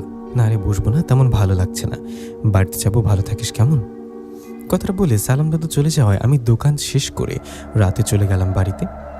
এই ঘটনার পর কয়েকটা দিন ভালোই কেটে গেল, কোনো সমস্যা হলো না। কিছুদিন পর আমাদের ভয়কে সত্য করে আমাদের কাছে আসলেন শঙ্কর জিন। ঘড়িতে তখন রাত 10টা। হঠাৎ আমার কাছে গ্রামের পরিচিত এক ভাই এসে বলেন, সালাম দাদু অসুস্থ, আমাকে ও আয়শাকে এখনই যেতে। ওর কথায় আমি ঘরে গিয়ে আয়শাকে বলে দুজনকে রওনা করলাম সালাম দাদুর বাড়ির দিকে। আমিও আয়শা কথা বলতে বলতে একসময় পৌঁছে গেলাম সালাম দাদুর বাড়িতে। ওখানে গিয়ে দেখলাম সালাম দাদু ঘরের দরজা লাগানো। এ দেখে আমি বললাম, দাদু তুমি কি বাড়িতে আছো? আমার কথা একটু পর দরজা খুলে বাইরে বের হলেন সালাম দাদু। সালাম দাদু বাইরে বের হয়ে বললেন, আরে নিশাদ, তোমরা দুজনেই হঠাৎ আমার বাড়িতে? সালাম দাদুর কথা অবাক হয়ে বললাম, মানে কি? শফিক ভাই কিছুক্ষণ আগে আমাকে বললো তুমি নাকি অসুস্থ, তাই তো আসলাম তাড়াহুড়া করে। আমার কথায় সালাম দাদু অবাক হয়ে বললেন, কই না তো, আমি তো আল্লাহর রহমতে ঠিক আছি। আর আমি তো শফিককে বলিনি আমি অসুস্থ, ওর সাথে তো দেখা হয়নি। দাদুর কথায় আমি আয়শার দিকে তাকালে আয়শা বলল, এখানে মনে হয় জিন ঘটিত কোনো বিষয় আছে। দাদু দ্রুত নিজের শরীর ও নিশাদের শরীর বন্ধ করে দিন। আয়শাপুরীর কথায় সালাম দাদু দোয়া পড়ে তাই করলেন। এদিকে তখনই চারিদিকে আরো ঘন কালো অন্ধকার নেমে আসলো। মুহূর্তে সেখানে শুরু হলো ঝড়, আর ঝড়ের বেগে সেখানে আসলেন শঙ্কর জিন। শঙ্কর জিন একা আসেনি, ওর সাথে ওকে অনুসরণ করে আরো অনেক জিন আসছে। শঙ্কর জিনের রূপ এতটাই ভয়ঙ্কর যে সাধারণ মানুষ হঠাৎ করে দেখলে চিৎকার দিয়ে মারা যাবে। ওর চুলগুলো বড় ও সাদা, চোখের কোনো মনি নেই, চোখগুলো ও একদম সাদা, মুখটা ভয়ানক, হাতের আঙ্গুলের চুলগুলো অদ্ভুত রকম। আমরা শুরুতে শঙ্কর জিনকে চিনতে পারিনি, পরে শঙ্কর জিন সেখানেই সে নিজেই বলেন। শঙ্কর জিন বলেন, আয়শাপুরি কি ভেবেছিস আমি আসবো না? আমাকে অনুসরণ করে ধানুষ জিনও কি তোকে আমার কথা বলেনি? তুই আমার বিষয় সব শুনে ধানুষকে মেরে ফেলেছিস। শুধু তাই না, রশিদের স্ত্রী জমিলার পেটে থাকা আমার সন্তানকে মেরে ফেলতে সাহায্য করেছিস। আমি আমার জিনকে কিছুক্ষণ আগে মানুষের রূপে পাঠিয়ে তোকে আর তোর স্বামীকে এই সালাম কবিরাজের বাড়িতে আসতে বলেছি, জানো সবাইকে একসাথে পাই। আয়শাপুরি, তুই জীবনে অনেক জিনপুরীর মুখোমুখি হয়েছিস নিশ্চয়ই, কিন্তু আমার মতো কেউ তোর জীবনে আসেনি। আমার মতো কেউ আসলে তোর জীবনের আলো অনেক আগেই নিভে যেত। সে শঙ্কর জিনের ভয়ানক চেহারা ও কথায় আমি ভয় পেয়ে সালাম দাদুর পাশাপাশি গিয়ে দাঁড়াই। ওদিকে তখন আয়শাপুরি বলেন, শঙ্কর, তুই অন্যায়ভাবে একটা মেয়ের পেটে তোর অবৈধ সন্তান বড় করবি, সেটা আমি মেনে নেব কিভাবে ভাবলি? তুই যা করছিস সেটা অন্যায়, আমি অন্যায়ের প্রতিবাদ করছি। তোর সাথে আমার শত্রুতা বাড়াবি না, চলে যায় এখান থেকে। আয়শাপুরীর কথায় শঙ্কর জিন ভয়ঙ্কর হাসি দিয়ে বলল, চলে যাব? হ্যাঁ যাব। তার আগে তোকে আর তোর বংশকে ধ্বংস করে দিয়ে যাব। আমি এমন একটা সন্তান চেয়েছিলাম যার মাঝে মানুষও জিনের রক্ত থাকবে, এই মনে করে জমিলার সাথে শারীরিক সম্পর্ক করেছিলাম। কিন্তু তোরা জমিলার পেটে আমার সন্তান হতে দিলি না। তোরা আমার সন্তানকে মারছিস না, আমি তোর সন্তানকে নিয়ে যাব। আয়শাপুরী, আমার ছেলেকে দিয়ে যে কাজ করাতাম এখন তোর ছেলেকে দিয়ে সেই কাজ করাবো। শঙ্কর জিনের কথা আয়শাপুরি বললেন, শঙ্কর সাবধানে কথা বল। আমার ছেলে, আমার স্বামী, আমার পরিবার সবাই আমার কলিজা। ওদের কারোর ক্ষতি তো দূরের কথা, ওদের নামও মুখে নিবি না। তখন শঙ্কর জিন বলল, নাম মুখে নিবা আবার ক্ষতিও করব, পারলে আটকা আমাকে। এই বলে শঙ্কর তার পেছনে থাকা জিনদের ইশারা করায় সে জিনগুলো আয়শাপুরীর দিকে তেড়ে আসলেন, আর তখনই আয়শা ওদের সাথে যুদ্ধ করতে লাগলেন। এভাবে যুদ্ধ চলার কিছুক্ষণের মধ্যে আয়শাপুরি ওই জিনদের মেরে আহত করে ফেললেন। সবগুলো জিনকে আহত করে শঙ্কর জিন রেগে আয়শাপুরীর দিকে তেড়ে আসলেন আর আয়শাপুরীকে আঘাত করলেন। শঙ্কর জিনের আঘাতে আয়শা রেগে গিয়ে শঙ্করকে আঘাত করলেন। এভাবে দুজনের মধ্যে শুরু হলো যুদ্ধ। দুজনে যুদ্ধ করছে, কিন্তু শঙ্কর জিন আয়শাপুরীর সাথে শক্তি দিতে পারছে না, তাই একের পর এক আঘাত খাচ্ছে। শঙ্কর জিন আয়শাপুরীর সাথে শক্তি দিতে পারছে না, তাই শঙ্কর জিন যুদ্ধ থামিয়ে বলল, আয়শা, তুই আসলে অনেক শক্তিশালী, কিন্তু আজকের পর তোর শক্তি আর থাকবে না, কারণ তুই বেঁচে থাকবি না। তোর পরিবার বা প্রিয়জনের দিকে ভালোভাবে শেষবারের মতো দেখে নে। কথাটা বলে শঙ্কর জিন চোখ বন্ধ করে আয়শার দিকে হাত উঁচু করে ধরলে শঙ্কর জিনের হাতে আসলেন একটা লাঠি। সে লাঠি থেকে মনে হয় বিদ্যুৎ বের হচ্ছে। শঙ্কর জিন হাতে লাঠিটা নিয়ে আয়শাকে বললেন, আয়শা, তোর খেলা শেষ, এখন আমার খেলা শুরু। শঙ্কর জিনের এমন কথা আয়শাপুরী রেগে শঙ্কর জিনকে আঘাত করতে গেলে শঙ্কর জিন তার হাতের লাঠিটা দিয়ে আয়শাপুরীকে আঘাত করে তখনই আয়শাপুরী একটা ধোঁয়ার মতো হয়ে সেখান থেকে বাতাসে মিশে যায়। এটা কি হলো? আয়শাপুরী কোথায় গেল? আয়শাপুরী এরকম ধোঁয়ার মতো মিশে যাওয়ায় শঙ্কর জিন হাসতে হাসতে বলল, শেষ আয়শা, পুরী শেষ। সালাম কবিরাজ পুরীকে বলে যা সবাই। আয়শাকে আজ শেষ করলাম, এরপর তোদের পালা। কথাটা বলে ভয়ঙ্কর হাসি দিয়ে চলে গেলেন শঙ্করজিন চলে যাওয়ায় আমি পাথরের মতো দাঁড়িয়ে আছি। এটা কি হলো? তখন সালাম দাদু আমাকে স্পর্শ করায় আমি চমকে উঠে বললাম, দাদু, আয়শা পুরি হঠাৎ করে চলে গেল কোথায়? দাদু, আমার ভয় লাগছে। আয়শা, তুমি কোথায়? এই বলে আয়শাকে ডাকতে লাগলাম। তখন সালাম দাদু আমাকে শান্ত করে বললেন, নিশাত, মাথা ঠান্ডা কর। আয়শা হয়তো কোথাও গেছে, চলে আসবে হয়তো, চিন্তা করিস না। দাদু, বিষয়টা আমার ভালো মনে হচ্ছে না। আয়শা কোথায় গেল? মনটা কেমন যেন করছে। তখন দাদু বললেন, আর আমার সাথে তোর বাড়িতে যেতে হবে, চল এখনই। কথাটা বলে সালাম দাদু আমাকে নিয়ে আমার বাড়িতে আসলেন। বাড়িতে এসে শুনলাম আরেকটা অবাক করা ঘটনা। আমি সালাম দাদু সহ বাড়িতে আসায় মা বলল, আরে নিশাত, তুই? ইয়ামিন কোথায়? মায়ের কথায় চোখ বড় বড় করে বললাম, মানে ইয়ামিন কোথায়? মানে কি? ইয়ামিন তো বাসায় তোমাদের কাছে। তখন মা বললেন, কি বলিস? একটু আগে না তুই আমাকে বললি মা ইয়ামিন ঘুমাচ্ছে না, ওকে নিয়ে বাইরে একটু হাঁটাহাঁটি করি। কথাটা বলে তো ওকে নিয়ে চলে গেলি বাইরে। মায়ের কথা আমি অবাক হয়ে সালাম দাদুর দিকে তাকালাম। দাদু বললেন, এটা নিশ্চয়ই শঙ্করজিনের কাজ, ও নিশ্চয় এমনটা করেছে। সালাম দাদুর কথা আমিও বুঝতে পারলাম এটা শঙ্করজিনের কাজ। আয়শা পুরি হঠাৎ যেন কোথায় গেল। এদিকে আমার ছেলে ইয়ামিনও নেই, হঠাৎ করে কি শুরু হলো? মা বাবা আয়শা ও ইয়ামিনের কথা শুনলে চিন্তা করতে পারে, তাই আমি মা বাবাকে কিছু না বলে ঘুমাতে বললাম। এই বলে সালাম দাদুকে নিয়ে ঘরে গেলে সালাম দাদু বললেন, নিশাত, চিন্তা করিস না, আমি বড় বাবা জিনকে ডাকি, দেখি উনি কিছু বলতে পারি কিনা। আর তুই ফাতেমা পরীকে ডাক, ফাতেমা পরী আসলেও ওর কাছে জানা যাবে। ফাতেমা পরীর বিষয়ে যারা জানে না তাদেরকে বলি, আয়শা পরীর হাতে যেমন শক্তিশালী চুরি আছে, ফাতেমা পরীর হাতেও ঠিক সেরকম চুরি আছে। আয়শা পরী ও ফাতেমা পরী বলতে গেলে দুজনের শক্তি একই। আয়শা পরী একদিন ফাতেমা পরীকে সাহায্য করেছে, তখন থেকে দুজনের মনে বন্ধুত্ব। আয়শা আশা করি বুঝতে পারছেন এখন গল্পে ফিরি। কথাটা বলে সালাম দাদু বড় বাবা জিনকে স্মরণ করতে লাগলেন। এদিকে আমি ফাতেমা পরীকে স্মরণ করছি, কিন্তু আমাদের কাছে কেউ আসছে না। বেশ কিছুক্ষণ স্মরণ করার পর যখন কেউ আসলেন না, তখন উপায় না পেয়ে সালাম দাদু আমাকে ও মা বাবাকে একটা করে তাবিজ পরিয়ে দিলেন। তাবিজ পরিয়ে দিয়ে বললেন, এগুলো পড়ে থাকলে শঙ্করজিন তোদের কারোর উপর আক্রমণ করতে পারবে না। অপেক্ষা কর, হয়তো আয়শা চলে আসবে। আয়শা আসলে তারপর সবাই মিলে শঙ্করজিনের হাত থেকে ইয়ামিন নিয়ে আসবে। আমি এখন বাড়িতে যাচ্ছি, সকালবেলা আসবো তোর কাছে। কথাটা বলে সালাম দাদু চলে যাওয়ায় আমি মন খারাপ করে বসে রইলাম ঘরে। আয়শা কোথায় গেল? ওর কিছু হয়নি তো? এদিকে ইয়ামিনকেও ধরে নিয়ে গেছে শঙ্করজিন। মন খারাপ করে না ঘুমিয়ে বসে অপেক্ষা করছে আয়শা পরী আসার, কিন্তু আয়শা পরী আসে না। এভাবে অপেক্ষা করতে করতে রাত যখন গভীর হলো, তখন হঠাৎ বাড়ির বাইরে থেকে সালাম দাদু ডাকলেন আমাকে। দাদুর ডাকে আমি বাইরে গিয়ে দেখলাম সালাম দাদু, বড় বাবা জিন, ফাতেমা পরী, সাজ্জাদ জিন সবাই দাঁড়িয়ে আছে। সবাইকে দেখে অবাক হয়ে বললাম, কি ব্যাপার দাদু, সবাই একসাথে কিছু হয়েছে নাকি? আয়শা পরীর কোনো খোঁজ পাওয়া গেল কি? তখন সালাম দাদু বললেন, নিশাত, তোর মা বাবাকে ডাক, কিছু জিজ্ঞাসা করবি না, ডাক বলছি। সালাম দাদুর কথায় আমি মা বাবাকে ডেকে বাইরে নিয়ে আসলে সালাম দাদু আমাকে ও মা বাবাকে বললেন, সবাই একটু সময়ের জন্য চোখ বন্ধ করুন। সালাম দাদুর কথায় আমিও মা বাবার দিকে তাকিয়ে ইশারায় চোখ বন্ধ করতে বললাম আর নিজে চোখ বন্ধ করলাম।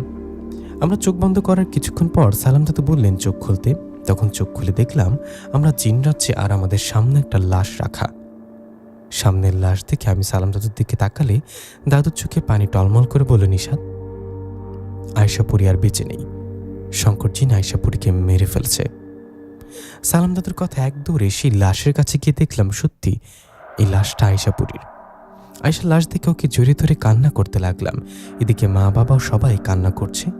আমি আয়শাকে জড়িয়ে ধরে কান্না করেই যাচ্ছি। এভাবে একসময় সালাম দাদু, বড় বাবা জিন ওরা আমাকে ধরে দূরে সরিয়ে এনে বলে, জানি বিষয়টা মেনে নেওয়ার মতো, আমরা কখনোই ভাবিনি শঙ্করজিন আয়শা পরীকে মেরে ফেলবে। আয়শা পরী যেহেতু পরী, তাই ওর জানাজা ও মাটি এই জিন রাজ্যে হবে, আর সেটা এখনই। কথাটা বলে বড় বাবা জিন, সালাম দাদু, সাজ্জাদ জিন সহ বড় বাবা জিনের সাথে আসা অনেক জিন আয়শা পরী জানাজা করিয়ে ওকে জিন রাজ্যে দাফন করলেন। আয়শার দাফন শেষে বড় বাবা জিন বললেন, শঙ্করজিন তো আয়শাকে মেরে ফেলেছে, আবার ইয়ামিনকে ওর কাছে নিয়ে গেছে। শঙ্করজিন মায়াজাল সৃষ্টি করতে পারে কালো জাদুর মাধ্যমে। ও যে ইয়ামিনকে নিয়ে কোথায় গেছে সেটা বলতে পারছি না, তবে আমার চেষ্টা করব ইয়ামিনকে তাড়াতাড়ি খুঁজে বের করতে। এই বলে ওরা আমাকে ও মা বাবাকে আবারও বাড়িতে রেখে গেলেন। আমাকে বাড়িতে রেখে সবাই সান্ত্বনা দিয়ে চলে গেলেন। তখন আমি অঝরে কান্না করছি, আমার সাথে সাথে মাও কান্না করছে। প্রিয় মানুষকে হারানোর কষ্ট তো সে বুঝে যে হারায়, কিছু মুহূর্ত বিষয় যেন মেনে না নেওয়ার মতো হলেও মেনে নিতে হয়। এই বলে মা বাবা আমাকে সান্ত্বনা দিতে লাগলেন। কিভাবে মেনে নেবে এসব? আমার আয়শাপুরীর সাথে মিশে আছে কত শত স্মৃতি। ওর মৃত্যু যেন আমার কাছে স্বপ্নের মতো মনে হচ্ছে। আমি যেন মেনে নিতে পারছি না আয়শা বেঁচে নেই, মারা গেছে। ওর জন্য কান্না করতে করতে চোখের পানি শুকিয়ে গেছে। এরকম একটা অবস্থা। আমি সেই বাকি রাতটুকু কান্না করেই কাটিয়ে দেই। পরের দিন সালাম দাদু আবার আমার কাছে আসলে দাদুকে বলি, দাদু, ইয়ামিনের কোনো খোঁজ পেয়েছো কি? তখন দাদু বলেন, না, ইয়ামিনকে শঙ্করজিন নিয়ে গেছে, এটা শিওর। কিন্তু শঙ্করজিন ও ইয়ামিন ওরা কোথায় আছে কেউ বলতে পারছে না। আমরা যেভাবে হোক বের করার চেষ্টা করব ইয়ামিন কোথায় আছে। এই বলে সালাম দাদু আমাকে জোর করে খাবার খাইয়ে দিলেন। আমি আয়শাপুরীকে হারিয়েছি আদরের ছেলে ইয়ামিনকে ফিরে পাবার আশায় কাটাতে থাকি সময়। এভাবে একদিন দুদিন করে কেটে যায় 25-26 দিন। এতদিন আমি সবসময় ইয়ামিনকে ফিরে পাবার আশায় ছিলাম, সবসময় মন মরা হয়ে থাকতাম। আমার এরকম অবস্থা দেখে একদিন সালাম দাদু বললেন, নিশাত, কিছু পরিস্থিতি মেনে নিতে হয়, আর কত মন খারাপ করে থাকবি, আয় আমার সাথে আয়।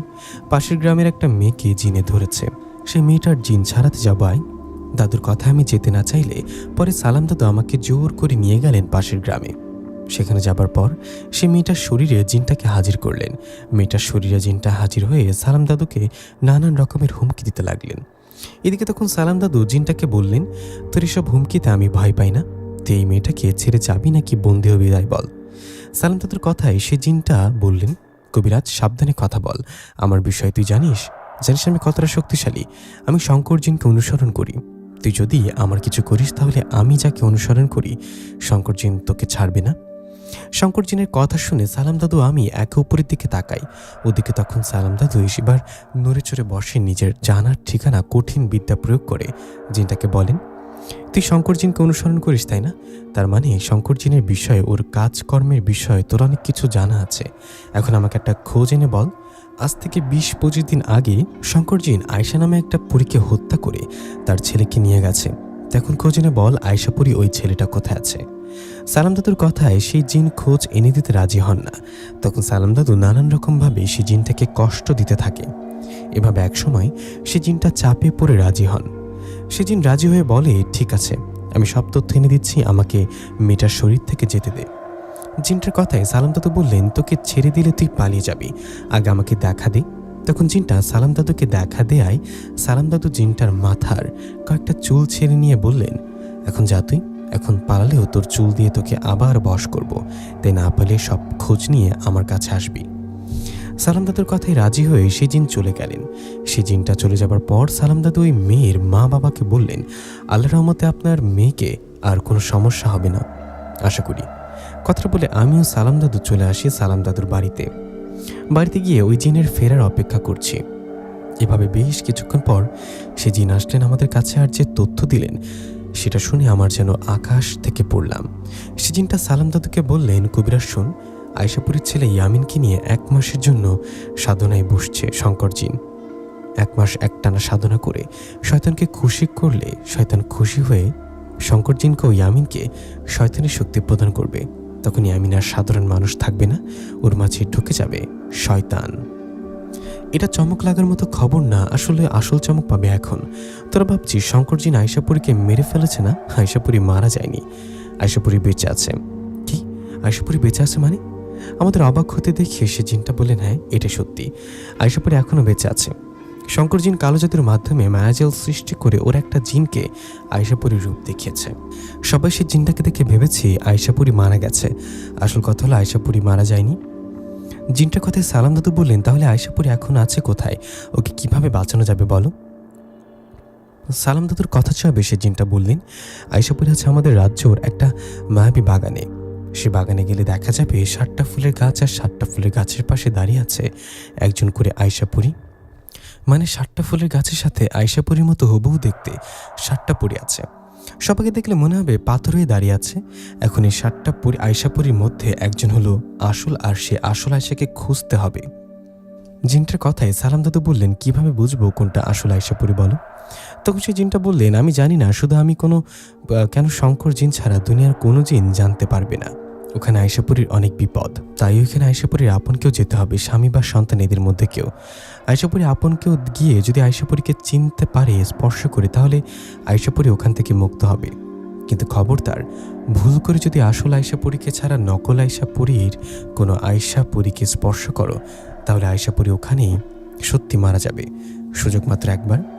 আরেকটা কথা, শঙ্কর জিনের সাধনায় বসছে, আর 2-3 দিন পর ওর সাধনা ভেঙে ফেলবে। শঙ্কর জিন সাধনা ভেঙে ফেলার আগে যা করার করো, নাইলে পরে কিছু পাবি না। তোকে তো কবিরাজ সব বলে দিলাম, এখন আমার চুল ফেরত দে আর আমাকে ছেড়ে দে। ওর কথায় সালাম দাদু ওর চুল ফেরত দেন আর ওকে ছেড়ে দেন। জিনটাকে ছেড়ে দেয়ায় ও চলে যায়। তখন সালাম দাদু দেরি না করে ফাতেমা পরি ও বড় বাবা জিনকে ডাকেন আর সব ঘটনা খুলে বলেন। সব শুনে বড় বাবা জিন ও ফাতেমা পরি অবাক হয়ে বললেন, আয়শাপুরী বেঁচে আছে, তাহলে এত বড় ধোঁকা দিয়েছিল আমাদের আজকেই আয়শাপুরীকে রক্ষা করতে হবে। আমরা এখনই নিশাদকে নিয়ে যাব জিন রাজ্যে, ওই মায়াবী বাগানে। তখন সালাম দাদু আমাকে বললেন, তোর বউ আয়শাপুরীকে ভালোবাসিস না, আজ তার প্রমাণ দিবি। তুই তোর ভালোবাসা দিয়ে খুঁজে বের করবি তোর আসল আয়শাপুরীকে। আশা করি আল্লাহ রহম করবেন। আর দেরি না করা ঠিক হবে না, ওকে নিয়ে যান। সালাম দাদুর কথায় বড় বাবা জিন ও ফাতেমা পুরি আমাকে নিয়ে আসে সেই মায়াবী বাগানের কাছে। ওখানে এসে ওরা বলে, আমরা আর যেতে পারবো না, আমরা এখানে আছি, সামনে গেলে সেই বাগানটা পাবা। আর সাবধানে, ভুল পাথরের আয়শাকে স্পর্শ করলে সব শেষ। তোমার জন্য দোয়া রইল, যাও। ওদের কথায় আমি সামনের দিকে হাঁটতে হাঁটতে একসময় পেয়ে গেলাম সেই বাগানটা দেখে আমি আল্লাহর নাম নিয়ে বাগানে ঢুকে দেখলাম 7টা ফুলের গাছ, সাথে দাঁড়িয়ে আছে আয়শাপুরী। সবাই পাথর হয়ে দাঁড়িয়ে আছে, সবাই একই রকম, কেউ আলাদা না। এখন বুঝবো কিভাবে কে আসল? আমি সবার কাছে যাচ্ছি আর বোঝার চেষ্টা করছি কে আসল। এভাবে ঘুরতে ঘুরতে একটা ফুলের কাছে গিয়ে থমকে গেলাম। আমার বুক ধুকপুক ধুকপুক করছিল তখন। কেন জানি মনে হচ্ছিল এই আমার আসল আয়শাপুরী। আমার মন বলছিল এ হবে, কিন্তু ভুল ক্রমে যদি এ না হয় তাহলে সব শেষ। কিন্তু আমার মন বলছে এটাই আয়শাপুরী হবে। এই বলে চোখ বন্ধ করে আল্লাহর নাম নিয়ে হাতটা কাঁপুনি দিয়ে দিদিতে সামনের দিকে বাড়িয়ে পাথরের মতো দাঁড়িয়ে থাকা আয়শাপুরীর শরীরে রাখলাম। আর তখনই পাথর গলে নড়াচড়া করে উঠল আয়শাপুরী। ওফ আল্লাহ, তোমার কাছে লাখো কোটি শুকরিয়া, তাহলে আমি আসল আয়শাপুরীকে স্পর্শ করেছি। আমি আয়শাকে স্পর্শ করায় স্বাভাবিক হয়ে আমাকে জড়িয়ে ধরলেন। আমি আয়শাকে জড়িয়ে ধরে কান্না করতে লাগলাম। তখন আয়শা বলল, তারা তাড়াতাড়ি চলে এখান থেকে। এই বলে আয়শা আমাকে নিয়ে আসলেন বড় বাবা জিন ও ফাতেমা পুরীর কাছে। ওখানে এসে আর দেরি না করে চলে আসলাম সালাম দাদুর বাড়িতে। সালাম দাদুর বাড়িতে আসার পর আয়শা সব ঘটনা শুনলো। সব শুনে আয়শা রেগে গিয়ে বলল, শঙ্কর, এত বড় সাহস আমার ছেলেকে ধরে নিয়ে যাস? আমি এখনই যাবে ওর কাছে। তখন বড় বাবা জিন বললেন, আয়শাপুরী দাঁড়াও, ভুলে গেছো শঙ্কর জিনের কাছে শক্তিশালী লাঠি আছে, যে লাঠি দিয়ে স্পর্শ করলে আমরা ভ্যানিশ হয়ে যাব। তখন জিন শঙ্কর আমাদের যা ইচ্ছা তাই করতে পারবে। আগে শঙ্কর জিনের ওই লাঠির শক্তি যেন বন্ধ হয় সেটার ব্যবস্থা করতে হবে, তাহলে শঙ্কর জিন দুর্বল হবে, তখন ওকে আমরা হত্যা করতে পারবো।